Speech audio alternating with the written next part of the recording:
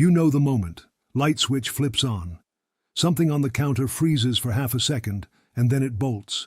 And you stand there barefoot at 11 at night, fully betrayed by your own kitchen. I had that exact moment 8 weeks ago. Same crack behind the same baseboard I'd already had treated twice this year. Same exterminator's van in the driveway twice already. $240 a visit, and the same trail back along the same counter edge a month later, like the visit never happened. So I did something dumber than calling him a third time, and more useful. I went and found every old-fashioned grandma's pantry. The Amish never needed an exterminator pest trick that's currently flooding this platform.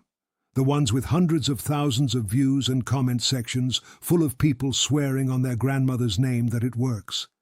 And I ran every single one of them. In my own house. On my own pests. For real weeks at a time. Not a weekend. Not, I sprayed it once and felt good about myself. Weeks. 5 tricks. 1 house. No skipping the boring middle parts, because the boring middle parts are where you actually find out if something works. By the end of this video, you are going to know exactly which of these 5 is internet folklore dressed up as wisdom, which one is doing real, measurable work while looking like it's doing nothing at all, and which single one I am never going back to a quarterly contract without, because it did something none of the other 4 came close to. Let's go in order, worst to best. Stay through the middle, because the ending is the part worth the wait. Quick bit of context, because I want you to understand where I was starting from. Americans spend something north of $6 billion a year on pest control. I was a small piece of that, almost $500 a year on a contract that was, if I am honest with myself, mostly theater. A guy in a uniform sprays the baseboards, hands me an invoice, and tells me to call if I see anything else. I always saw something else. Every single time.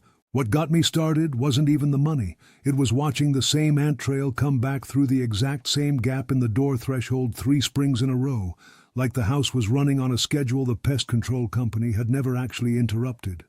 You start to wonder if you're paying for a solution or paying for a relationship. So before the contract renewed again, I gave myself 8 weeks and 5 methods. Here's exactly what I tried and exactly what happened. Test 1. Peppermint oil. This is the gateway trick. Everybody's seen this one. Cotton balls soaked in peppermint oil, tucked behind the fridge, under the sink, along the baseboards, in the corner of every cabinet. The theory is simple enough to believe without checking. Bugs hate the smell, bugs leave, problem solved, and it smells like a candle shop instead of a chemical aisle. I soaked 12 cotton balls in pure peppermint oil and placed them at every single entry point I could identify. The gap under the back door, behind the dishwasher, the corner of the pantry, the baseboard seam by the stove. Day 1, genuinely impressive. Quiet kitchen. No ant traffic on the counter for the first time in weeks. I remember standing there at 11 that night, almost convinced I'd solved it on day 1, which should have been my first clue because nothing is ever solved on day 1. Day 3, one scout walked directly past a cotton ball like it wasn't there. Not around it. Past it. Day 5, a full trail was back, just rerouted about 18 inches around where the cotton ball sat, like the house had simply updated its map. Here's what's actually happening, and it matters because it explains every repellent trick on this list. Peppermint oil is a repellent. It is not a killer. It does not touch the colony. It does not slow the colony down. It does not do a single thing to the eggs already laid in the wall void behind your stove. All it does is ask the bugs in the room to take the scenic route, and the smell fades. 48 to 72 hours, and a fresh cotton ball is just a slightly damp cotton ball. Useful for deterring something for a weekend, useless for solving anything that's already established. Test 2. Cedar. Same family, different wood, and this one actually has real history behind it, which is part of why it gets recommended so often. Cedar blocks in a closet, cedar chips around a foundation bed, cedar oil sprayed along baseboards. Cedar chests have kept moths out of wool for 200 years. That part is true. That part is not folklore. The problem is what happens when people take a narrow, real, well-documented use and stretch it to cover everything with legs. I laid cedar chips in a band around the exterior foundation and sprayed cedar oil along every interior baseboard. For moths specifically, in a closet, this trick does exactly what it's supposed to do, every time, no debate.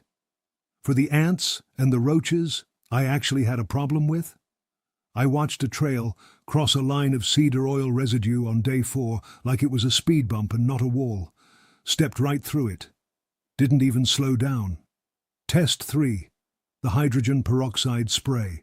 I have to slow down for this one because right now this is the single most recommended secret the Amish never told you trick on this entire platform, and I didn't want to just repeat the claim.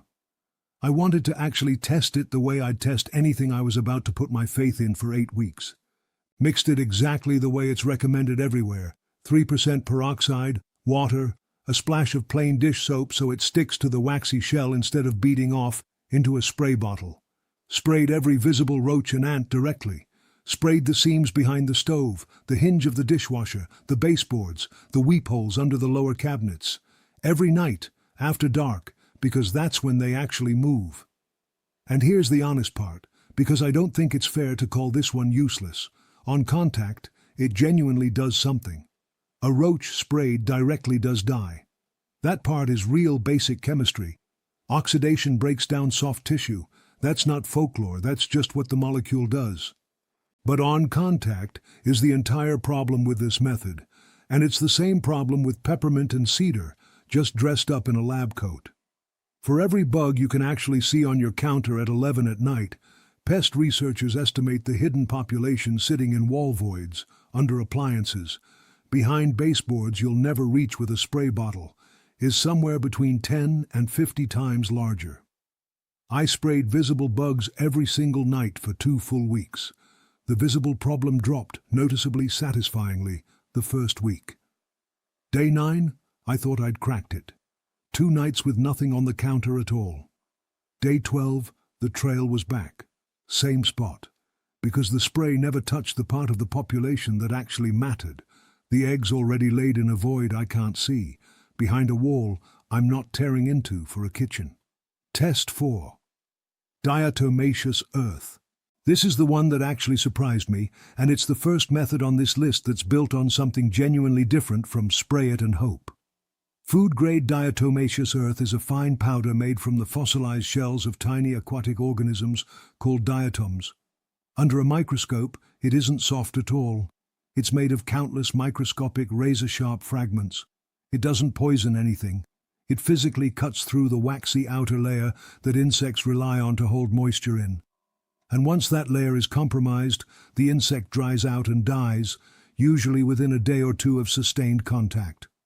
This is documented, mainstream pest control science. Professionals use food-grade DE too. It is not a secret, it's just slow and a little unglamorous, which doesn't make for a great 30-second video. I dusted a thin layer along baseboards, behind the stove, behind the fridge, and in the gap under the back door, using a small duster so I wasn't leaving visible piles, just a fine film. Week 1. Traffic dropped, but slowly. Not the dramatic overnight win peppermint oil gave me on day 1. A grind. Week 2. The big catch nobody tells you about this method. It stops working completely the moment it gets wet. I mopped the kitchen floor on day 11, completely forgot the DE was down by the back door, and undid 4 days of work in about 90 seconds with a wet mop. Reapplied. Had to treat it like a living system that needs maintenance, not a one-time fix. By the end of 4 weeks, traffic was down significantly, not gone down. Before I get to the method that actually worked, I want to give you 4 things I learned the hard way across these 8 weeks, because these 4 things are the actual difference between someone who tries a method for 4 days and quits, and someone who sees it through to the end. First, you cannot run a repellent and a killer at the same time. This sounds obvious once you hear it, and it cost me an entire week before I figured it out. If you've got peppermint oil or cedar spray going in the same kitchen where you're trying to bait a colony, you are actively telling that colony to avoid the exact spot where your bait is sitting. Pick one strategy. Repel everything, or attract it to something that finishes the job. You cannot do both in the same room and expect either to work. Second, placement matters more than quantity. I wasted half a bottle of peroxide spraying open floor space where nothing was traveling. Bugs travel the same handful of routes through your house over and over. Wall seams, pipe penetrations, the gap under a door. Find the route, not the open room. Third, timing matters. Roaches and ants are heaviest in the few hours after dark.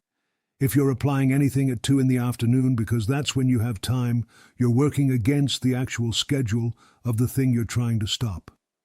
Fourth, and this is the one that took me the longest to accept, the methods that actually work are almost never the fast ones. Every method on this list that gave me a satisfying result on day 1 gave me nothing by day 12. The one method that gave me almost nothing to see on day 1 is the one that finished the job completely.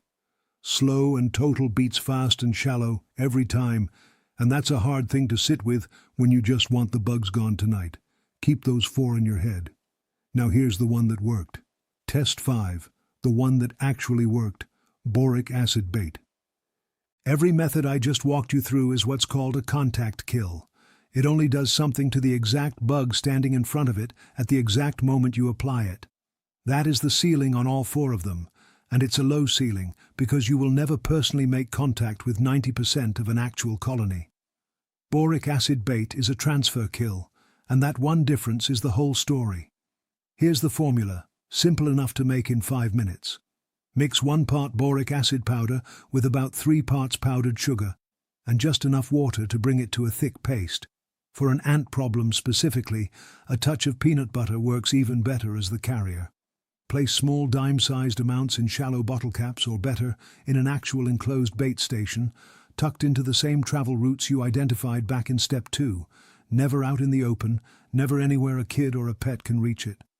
Now here's the biology, because this is the part that explains everything else in this video. Roaches and ants don't eat where they find food. They carry it home. It's called trophallaxis, and it's literally how a colony survives.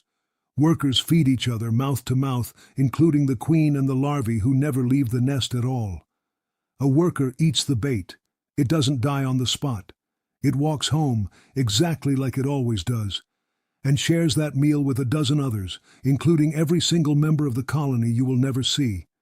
The ones hiding behind a wall no spray bottle has ever reached. Day 1 through 4, almost nothing visible changes. And this is exactly the point where most people give up and decide it didn't work. I want you to push through this part, because this is the same dead zone that made me think peroxide had failed by day 3. Except this time it's not failing, it's working exactly on schedule. Day 6 I started noticing fewer scouts. Day 9, the trail that had survived peppermint oil, cedar, and 2 weeks of nightly peroxide spraying was visibly thinner.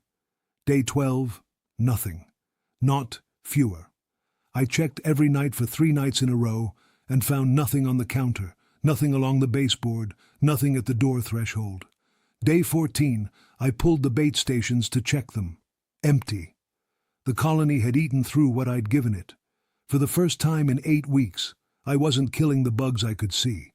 I was killing the ones I couldn't, and that's the only version of this that was ever going to actually finish the job. Here's the part I find genuinely interesting, and I want to be careful with you about it, because I'm not going to hand you a hidden government document or tell you a corporation buried a study. That's not what's happening here. What's happening is simpler and a little more uncomfortable, because it's just incentives, in plain daylight if you look at them straight on. A quarterly pest control contract makes its money when the problem comes back on a schedule. 4 visits a year is the business model. A method that quietly finishes a colony off in 2 weeks and then needs almost nothing for months afterward does not generate a 4th invoice. That's not a conspiracy. That's just what a recurring revenue business is structurally built to prefer. A slow, repeatable, surface-level treatment over a $5 bait that solves the actual problem and goes quiet. And boric acid isn't some secret ingredient being kept from you either. It's the active ingredient in plenty of commercial bait products sitting on the shelf at any hardware store right now for $15–20 a box. You are not avoiding the real treatment by making your own. You're just buying the same active ingredient without paying for the packaging, the brand name, and the markup. A pound of boric acid powder costs about $8 to $10 and will last you years at the quantities you actually need for a kitchen. That's the real math. Not zero, not a miracle, just genuinely, dramatically cheaper than what most of us have been paying for something that works less completely. If you want to do this in your own kitchen, here's exactly how I'd do it again, knowing what I know now. Walk the house first, before you mix anything. Find the actual roots, the gap under the back door, the seam behind the stove, the pipe penetration under the kitchen sink, the threshold at the basement door. You are looking for travel lanes, not just rooms. Mix the bait fresh. 1 part boric acid, 3 parts powdered sugar, water or peanut butter to bind it. Small amounts, dime-sized, placed directly on those travel lanes, in shallow caps or enclosed stations, away from anywhere a child or a pet could get to it. Remove every repellent from the house while you do this. No peppermint, no cedar oil, nothing that tells the colony to avoid the area. You need them walking toward the bait, not around it. Then leave it alone. Don't spray over it, don't clean the area where it's sitting, don't get impatient on day 4 and add a second method on top, because that's exactly what undoes the whole thing. Give it the full 2 weeks before you judge it. That's the entire system.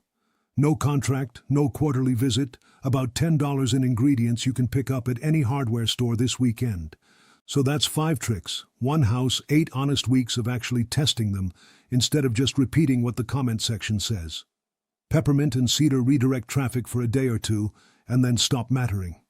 Peroxide punishes whatever's standing directly in front of it and ignores everything else. Diatoma ceus earth is a real, slow grind that works as long as you keep it dry.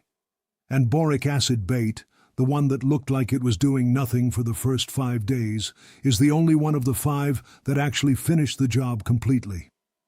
Tell me in the comments which pest is currently winning in your house, and which of these 5 you've already tried yourself.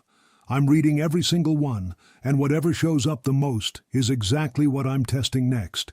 If this saved you a phone call and $240, that's the entire point of this channel. See you in the next one.